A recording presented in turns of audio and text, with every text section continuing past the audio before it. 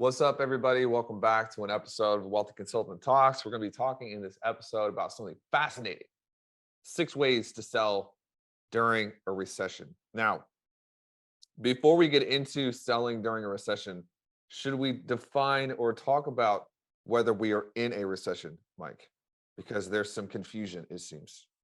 Yeah, there's lots of confusion. Um, Put it this way. I think what we're going to be talking about is going to help people regardless of whether we're in a recession now or we're in a recession later. The fact is, we know all markets are cyclical.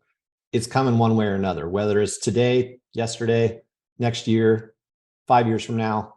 At some point, you're going to be, as a business owner, in a recessionary period. So you might as well figure out how to get ahead of it. I think that as long as you can change the definition of what something is, then you don't have to deal with the negative fallout. So that's what we should do. We should just say Define that it. we should just say that we're rich. No, no recession. No such thing as a recession. There you go. It's a Mike, narrative. You got to watch it. Mike thought I was being serious for 4 seconds. You could see him being like, "What's the angle here?" I'm making fun. That's what's happening. Have you had good success in recessions before? Because you were doing business during the Great Recession. The great one. Yeah, that one hit home. I learned a lot, that is for sure. And it was actually the trajectory of my entire consulting career was coming out of the ashes of that, because I looked around and realized that there was a whole lot of people that needed help. And what do we do as consultants? We help people. So I found it to be an amazing launch pad. I'm not saying that was easy, but it definitely gave me the platform to connect with people. And that's the beauty of being a consultant, is you genuinely get compensated for the amount of value and support that you can bring people and help them. So I found it as a fantastic learning curve and opportunity to help a lot of people. So in the world of consulting, I bring it on, just like in the red markets when trading. It's like, bring it on, because I know people are running scared, and that's when we can scoop up market share. So I don't at all attribute recession, quote unquote, as a negative. I just view it as a season, and with a different season comes a different strategy. Yeah, 100%. Let's dive into these, because I think that this will help people, especially if you're watching too much of the news, which you should cut that out. There's nothing you can do to predict it. There's nothing really you're going to be able to do to react to it as well. And Yeah. so there's not a lot of utility in watching people on CNBC freak out. So just keep that in mind. Yep. The first thing here is lower prices, but I've got a caveat here to lower prices and raise them. And I have my take on this, and I'm going to talk about. But uh, Mike, do you feel like there is any utility in lowering or raising prices? How should people manipulate or mess with price structures during a time of economic drawback? Yeah. So I like to diversify bringing people in, meaning, so I want to give people the ability to kind of pick their own adventure. If they're highly price sensitive and they're super tight, I still want to help them on some level, right? So I try to create opportunities, environments, and products that are going to allow people to tap into my ecosystem, tap into my, the knowledge and support that I can bring to them at the price point that they can afford at the moment. So this would, obviously lower ticket products, things like that, free services, whatever it may be. I think it's important to just diversify. If you're only selling a high ticket option, then naturally, you may want to consider giving people the option to get in the door with something that maybe isn't quite so prohibitive, reduce the friction, lower the hurdle, whatever you want to describe. But I think it's important as consultants that we need to be adaptable to the environment that people are in, at least whether we believe in it or not, doesn't matter. A lot of people do, because like you said, they're watching the news and getting spoon fed what they're getting spoon fed. Yeah, totally. I was talking with somebody. I was talking to someone a couple days ago, and they made the comment of, like, they've done projects for 100K, 120K, and they haven't had as many of those recently, as people are getting a little tighter on the money. But they wouldn't take a project that wanted to pay them 25K. They're like, well, it's too valuable for that. I'm not going to do it. They're worried about running out of money. And I said, listen, take the project for 25K. Stop being an idiot. Just do it. Go do it. Mess with your pricing structure, or do 100,000, charge 100K, but 25K is up front. You have to earn the rest of the 75. Like you can be creative and strategic. I think lowering prices is actually has less to do with the recession, and it has more to do with what your belief is about your product and what you're selling. I remember when I was first getting in the game, and I jumped up quick to, multiple thousands of dollars per month. And I had a month that it was like 25K or so in revenue. And for me, I mean, this is 4 or 5 months into being a freelancer. I'm like, dude, I am just Balling like out. basically Jeff Bezos, dude. I'm rich, What so color's your rich. Lambo, dude? Exactly. How many do I want? Like, how big can I make the Exactly. garage? And I was feeling on top of the world. And then for whatever reason, I couldn't get another client. And it went on like this it went on for 60 days, to the point where I was like, okay, well, maybe that 25K was a fluke, dude. It was just an accident. And I got on a call like the very next day, and they said, "How much do you charge for this?" I said, $700. And the previous client had done the same thing for 10 grand, but 60 days ago. Right. I was like, $700. She's like, "Oh, where do I send you money? Can we get started right now?" And it was the Yeah. easiest sell ever. And it was for me, what I did after that is I did the work for the client, and I immediately charged 10 grand for the next one, and it came right back through. So what I needed in that moment, I needed to lower my prices, not because people wouldn't pay for it, because there was an energy wrapped up in my belief system about it was a fluke. People don't pay this much. That was random. And so I think sometimes lowering your prices, we deal with this with clients all the time. Like Yeah. I was just literally going to every say, day. we're literally talking about this every day. Yeah. Yeah. Because people will come in, they'll make like crazy money, and then they feel like not guilty, but maybe unworthy, or like it's not Yeah. normal for that to happen. And then they'll project that onto the market, and they'll be like, nobody wants to buy anything anymore. It's like, charge $100 for it. And they're like, what?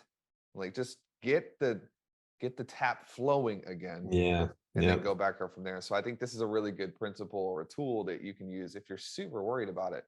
What helps you with the recession worries is just a lot of deals. Go make a lot of Mhm. deals, make a lot of sales, and you create your own economy. Forget the macro economy. People can confuse, they do whatever they want, but you create your own little bubble with your own economy where deals are happening, you know? Yeah. Yeah. Currency is, it's a current, it's energetic, right? It flows. And so when you can move currency, when you can just get transactions flowing, like you're saying, then like you say, your belief level, your emotions, everything just goes up with it. Cause you're like, okay, there's stuff happening, but you're sitting there for 60 days with zero coming through. Then yeah, that kind of feels pretty brutal. So I'm 100% in alignment with that one. Been there, done that. Number 2, increase value or described value. This is a pretty big one. We're doing this hardcore right now. Yeah. And, I think our team is starting to rally around this of like, we're actually doing great. we're growing through whatever people want to call this recession. But one of the things I'm obsessed about is, how do we add more? How do we do more value?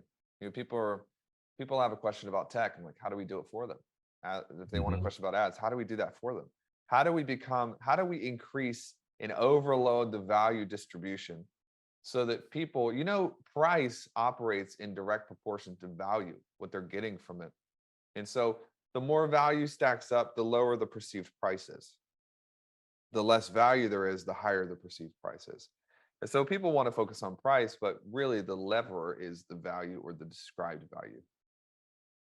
Yeah, and I've dealt with this before with a lot of clients. They're like, wow, well, if I charge that, people are going to say it's too expensive. And my question is, too expensive compared to what? You need to just simply increase the value. Then if you don't want to lower price, then increase the value. So it becomes blatantly obvious that it would be dumb to not take you up on your offer because of the tremendous amount of value that you're bringing. And value doesn't always directly correspond to more time either.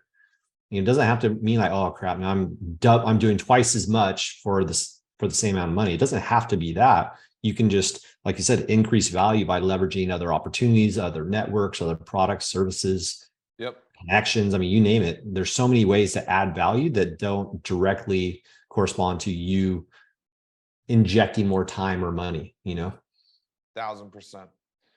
Number 3, we're talking about 6 ways to sell during a recession. Number 3, more advertising. Attention. It's funny that people want to cut down.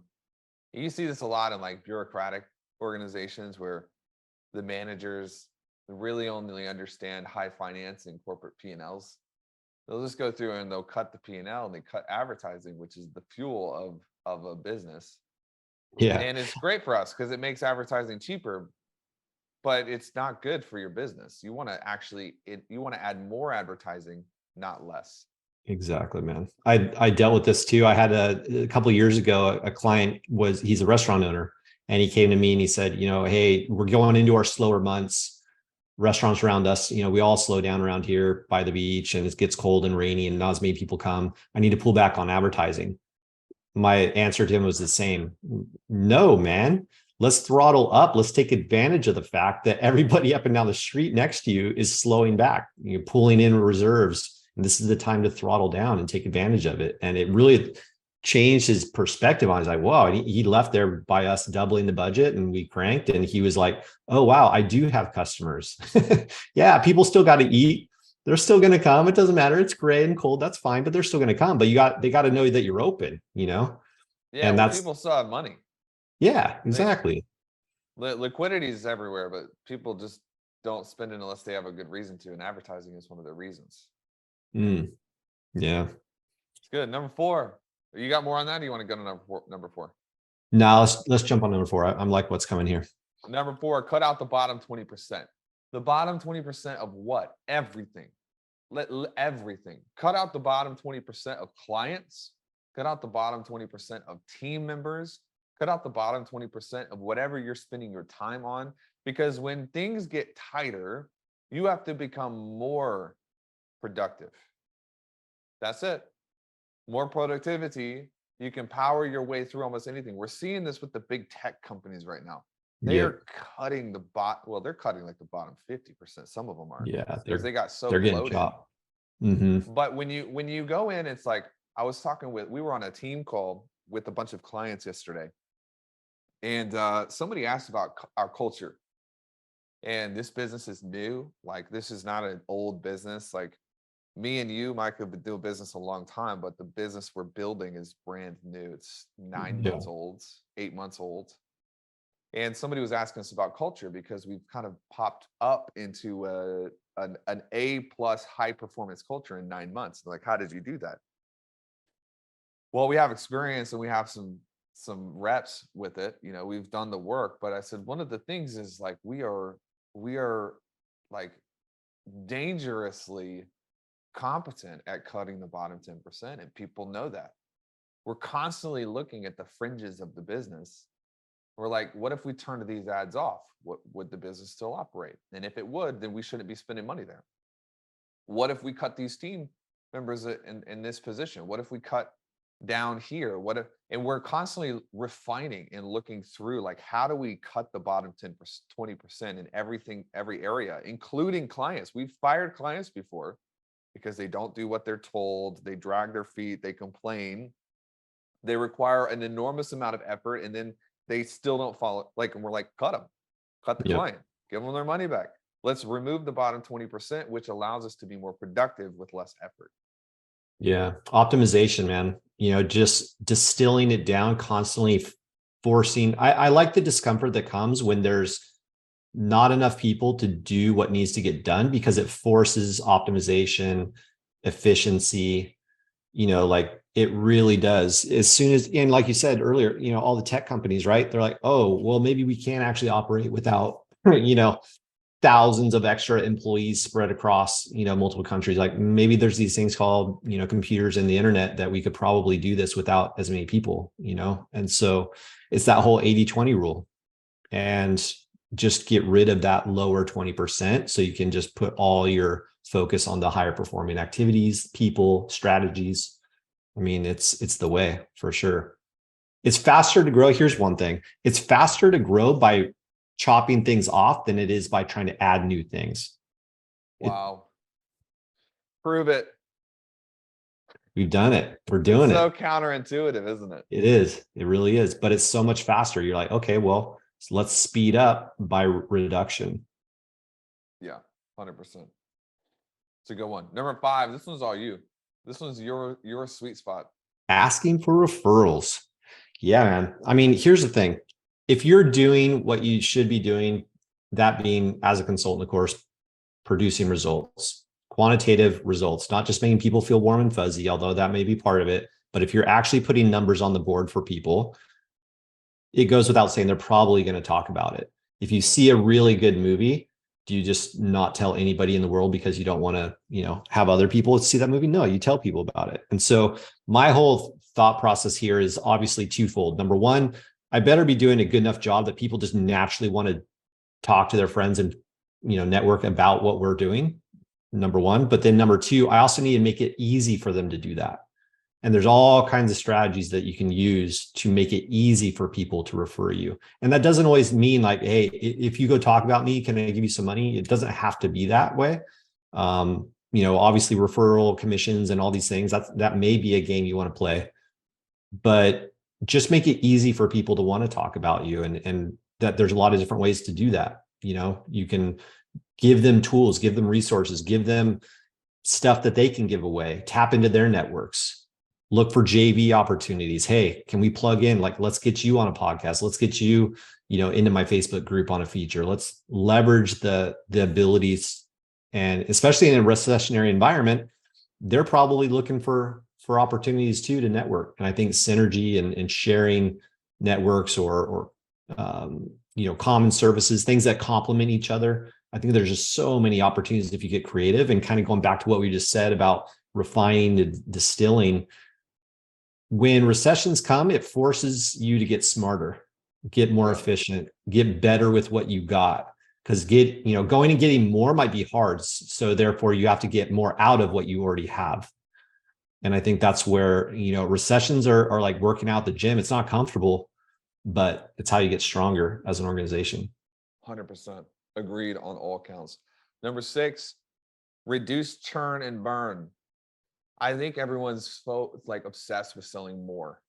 They want more clients. They want more customers. They want client acquisition. But what's fascinating, and we just posted this in the free resource group in the Wealthy Consultant Facebook group, is the 100 client model, which is if you can just not lose clients, you don't have to sell that many clients. The reason people have to get so many new sales or so many new clients is one, their product offerings are not set up for long-term client retention, and two, their clients wouldn't stay even if they were set up the right way because of the value mechanism in the business. So what we're seeing is I saw these posts from Brad posted last month in the group, and he's like, dude, the recurring model's crazy. And it's not just a recurring model where you charge your clients monthly. There's some strategy to it, but his monthly expenses are paid in the first 3 days of the month. These clients are like, my fixed expenses are paid in the first 6 days of the month, whether I sell anything or whether I don't. You cannot imagine the amount of freedom that comes from knowing that your fixed nut is covered, whether you sell something new or whether you don't. And it allows you the creativity, the freedom, the margin to invest into keeping clients rather than having to get new ones every single month. You nailed it. Yeah, I was just going to say it frees you up, that both emotionally, physically, financially, everything. It frees you up to be better for the people that are already there. But when you're constantly chasing the new guy, you're so busy talking to somebody, trying to get them into the system, that you're ignoring the person that's already there. And that's something I've definitely, unfortunately done myself in the past. And I've learned that, maybe I should probably think through the fact that it's a whole lot harder to get a new client than it is to serve the one I already got. And so tying even into referrals, right? If you take care of the people that are around you, they're probably going to talk about you. But if it's a churn and burn environment, you never give them the chance to talk about you because, they don't even really know you, or at least have the relationship established enough. So yeah, it all connects 100%. Cool. Any parting words of wisdom before we wrap this one up, or we covered it? I mean, I think we really covered it, but I guess if I had to put kind of a little bow on it, I would just really stress to people not to get don't subscribe to the narrative in recessionary environments, especially in the media. They are looking for attention, right? They're going to feed you the news to capture you, to keep you there, get the eyeballs on the screen. And obviously saying that there's just rainbows and flowers isn't probably going to do that. They're going to show you red charts. They're going to talk to you about all the bad stuff. Do not let that define your thinking. And because that's going to basically kind of just get into the roots of your business. You start thinking that way, you start operating that way. All of a sudden you are in recession, you are pulling back, you are scared, because you just kind of let that creep into your own business, but you really don't have to. I mean, case in point, we're booming, we're growing. Well, how's that possible? Well, we've been there. We've gone through this before. We already know that, well, actually, yeah, recession for some, but not for all. Recessions just make us stronger. Yep. So I don't know. I just don't look at it as a bad thing. Like I said earlier, when the charts are red, I get excited, man. I'm like, let's go. Game on. People are scared right now. 100%. Cool. Thanks, guys, for tuning in. We'll see you next time. We've got a pile of incredible episodes coming your way. Do us a favor, leave us a review, an honest review. You don't have to leave us a good review. We don't need fluff. Just tell us what you think about the show, and we'll keep bringing it. Truth. Give us the Yep. truth. All right. See you, everybody. See you guys.